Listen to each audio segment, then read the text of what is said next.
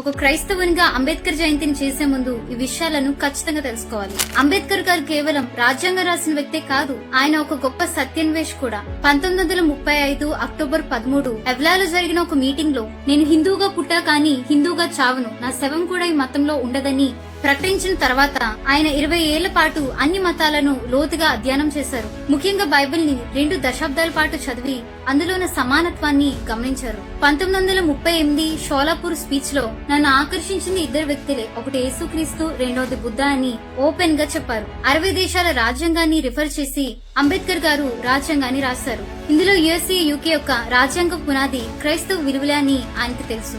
బైబిల్లో ఉన్న సోదర భావాన్ని ఫ్రాటర్నిటీగా మన పీఠికలో పెట్టారు. ఆయన చెప్పిన లిబర్టీ, ఈక్వాలిటీ, ఫ్రాటర్నిటీ రాజకీయం నుంచి కాదు గాని మత గురువుల నుంచి, అంటే యేసుక్రీస్తు, బుద్ధ నుంచి తీసుకున్నానని చెప్పారు. బైబిల్లో ఉన్న కుష్ఠరోగిని అందరూ వెలివేస్తే యేసే వెళ్లి అతను తాకి స్వస్థపరిచారు. ఆ స్పర్శలో ఉన్న ఈక్వాలిటీని అంబేద్కర్ గారు ఆర్టికల్ 17 చట్టం రూపంలో తెచ్చారు.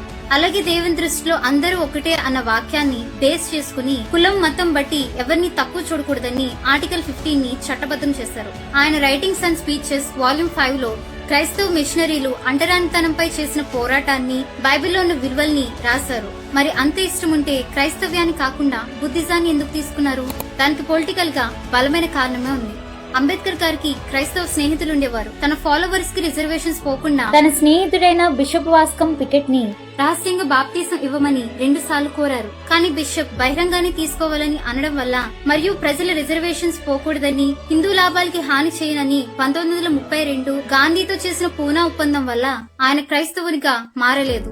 ట్విస్ట్ ఏంటంటే ఆయన స్థాపించిన నవ్యాన బుద్ధిజంలో కూడా బైబిల్ రూల్స్ ని పెట్టారు. ఆయన రాసిన బుక్ కి మొదట the Buddha and his gospel అని పేరు పెట్టారు. గాస్పల్, సువార్త అనేది క్రైస్తవుని పదం. కొంతకాలం తర్వాత దాన్ని బుద్ధ అండ్ హిస్ ధమ్మాగా మార్చారు.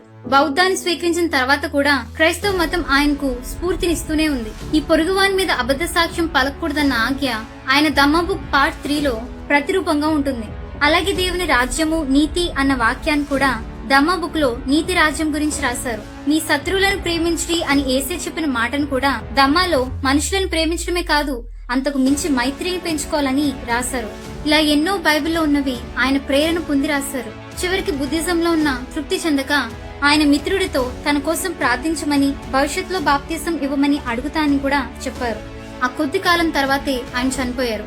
అంబేద్కర్ గారు బుద్ధిజం తీసుకున్నది దళితుల కోసం, కానీ ఆయన రాజ్యాంగం, ధమ్మం వెనుకున్న మూలాలు మాత్రం బైబిల్లోనివే.